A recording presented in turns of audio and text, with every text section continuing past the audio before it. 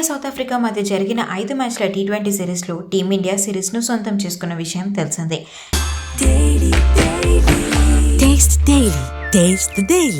చివరి మ్యాచ్లో 30 పరుగుల తేడాతో ఘన విజయాన్ని సాధించింది.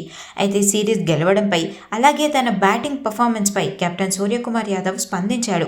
ఈ సిరీస్లో సూర్యకుమార్ యాదవ్ వరుసగా 12-5 పరుగులు మాత్రమే చేశాడు.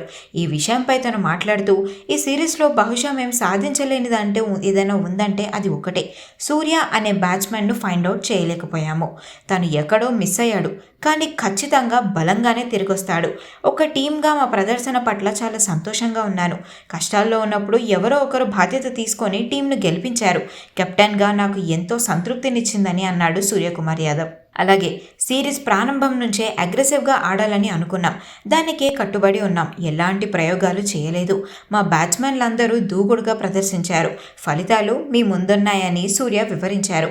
బౌలింగ్ వ్యూహాల గురించి కూడా మాట్లాడుతూ, బుమ్రాను power play, middle over, death ఓవర్స్లో ప్లాన్ ప్రకారమే ఉపయోగించామని, వాషింగ్టన్ సుందర్ కూడా అద్భుతంగా రాణించాడని ప్రశంసించాడు కెప్టెన్ సూర్యకుమార్ యాదవ్.